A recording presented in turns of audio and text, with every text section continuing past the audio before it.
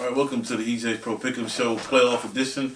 I'm your host, Ennis James. I'm here with my co-host, Sean Harris, and my producer, Lawrence Jones. The season's finally come to an end. As we approach the playoffs, we saw the scoreboard with the winners for Week 17, and we also saw the this year's division winners. So we're gonna quickly talk about that real quick. The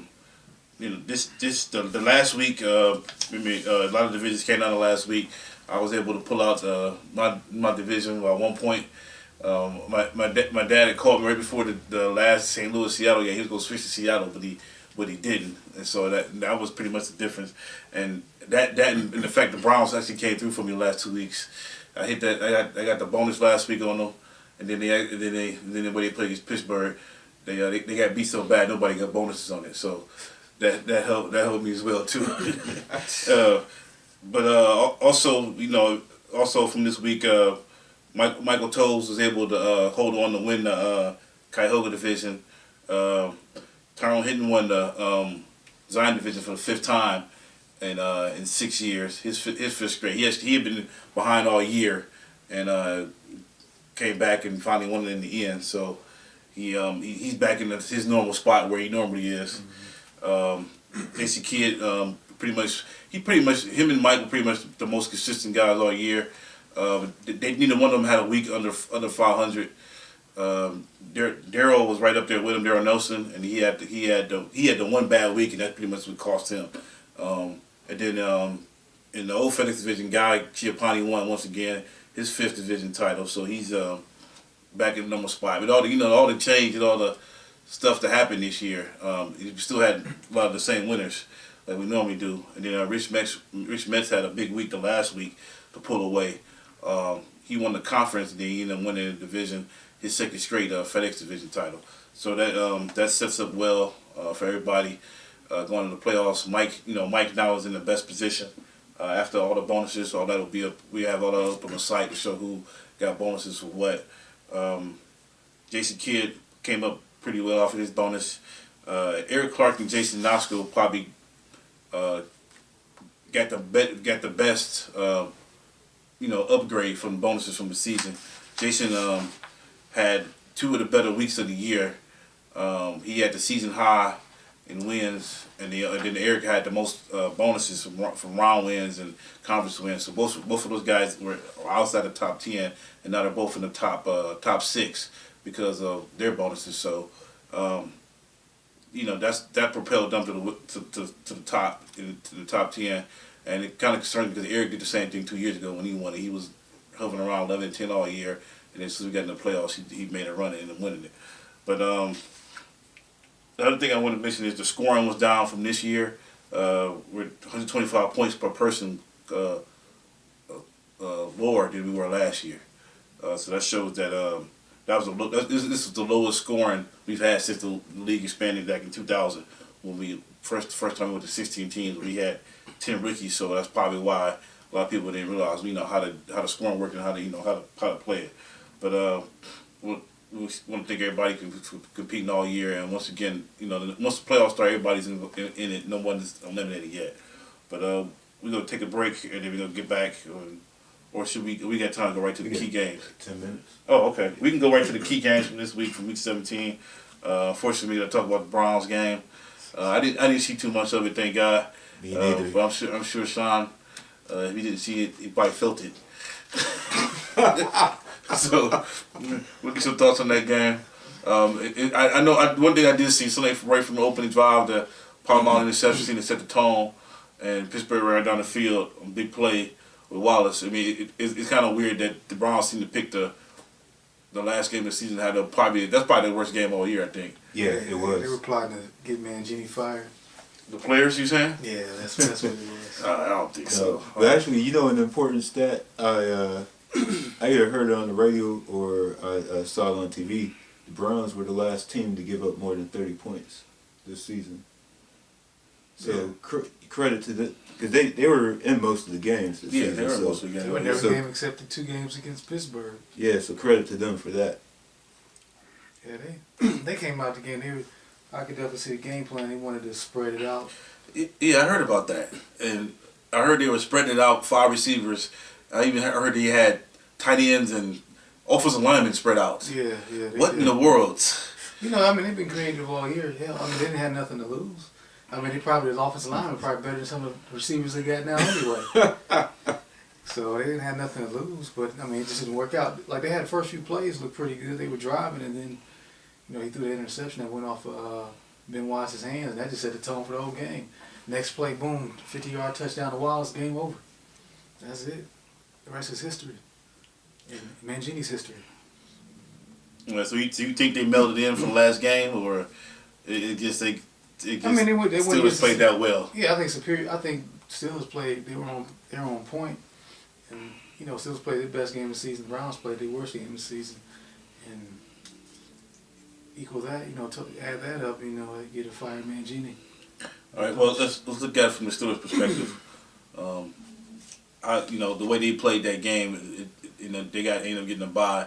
So is this team, you know, are they primed enough, you know, to make a run for Super Bowl? You think? Or you think? I mean, you can't. I mean, it's hard to bet against them. I mean, they seem to do well, and I mean, they won the Super Bowl a couple of years ago. So I mean, you can't bet against them. They got as good a chance as just about anybody. All right. Well, as far as picks goes in that game, 34 out of 42 picked the Steelers. There are still 8 idiots who picked the Browns. Who did you pick, son? I picked the Steelers. Yeah. All right. Next key game from this week, Chicago at Green Bay. This was a key game for the picks as well. They're 25 out of 42 picked Green Bay. There are 8 10-point bonuses. This is the defensive struggle. The Bears came into the game, had a number 2 seed locked up already. But we already knew Lovie Smith said he was going to come out. He wanted to beat the Packers. He was going to play all the starters. So do you guys agree that, you know, he should have played the starters? You think he should have rested them? I agree with him. If everybody's completely healthy, you play them. I mean, you got to try to go into playoffs with momentum. If somebody had maybe an injury, you know, that kind of questionable, I would have sat him out. But yeah, I think you got to go hard throughout the whole season just for the integrity of the game. All right, any of you guys see this game at all? I saw quite a bit of it. The difference pretty much was Cutler threw 2 interceptions. And Aaron, you know, Green Bay didn't turn the ball over. That's pretty much the difference in the game. Yeah. Because neither team could really sustain any drives. I thought Chicago usually keep chasing the game because Devin Hester usually gets a big return at some point, but they held him in check there. They kept kicking it to him. I thought they were stupid for doing it, but they got away with it. Yeah, they kept getting away with it. So, and actually Green Bay actually got a little bit of a running game this game. They got about 30 yards out of this guy James Starks, who they were expecting a lot of at the beginning of the season, but he got hurt. And this was really, I think he played a little bit last week. This is really his first full week back. So that could be something that could help the Packers down the line. I mean, he didn't have a great game, but he did better. He looked, you know, the way he hit the hole, he looked way better than Brandon Jackson's done, you know, all year. Yeah. So that was probably be a wild card in the playoffs, maybe. Yeah. So and the other thing, if you're a Bears fan, Cutler, the last 3 games, you know, we talked about coming into the season, you know, how inconsistent he is. The last 3 games, he threw 6 interceptions. So that could be a cause for concern if you're a Bears fan going forward into the future. But they do have a bye. Yeah. I don't think they cared about the game as much as, I mean, obviously they didn't care about it. They played hard, but they already had everything locked up. I think that was played into effect as well. Yeah, what I would say they played their purpose. You know what I'm saying? They got Lovie Smith off the hot seat, and they're in the playoffs. So it's good they got a first round bye, but yeah, they got to tighten things up in the passing game. All right, the last we only going to preview 3 games this week because we got so much stuff to get into. St. Louis at Seattle. This was another key game as far as picks. 13 out of 42 picked the Seahawks. I was watching this game with Sean, and first thing I noticed off the gate that St. Louis, you know, got away from the stuff they did all year. Yeah. They didn't get the ball. The coach lost in this game. Yeah, they didn't get the ball to how was his name? Steven Jackson. He only had 11 carries, and I mean, receivers choked up too. They dropped a lot of passes and. Yeah, it still. I mean, it shouldn't even came down to that though. Yeah. It should But Seattle came out aggressive the first drive. But that was the difference in the game, really, because they scored a touchdown. I was only a touchdown the rest of the way.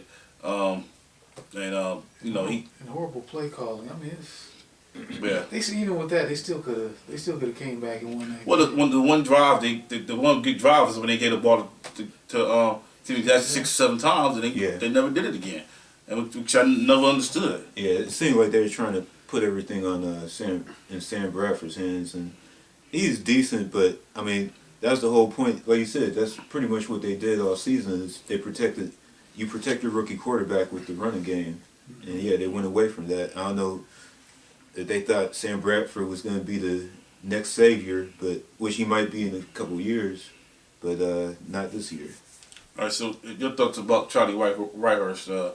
I like Charlie. From You think he should be a starter for Seahawks in the playoffs too? I would. I mean, he's gonna lose the game anyway. But I mean, I would start him.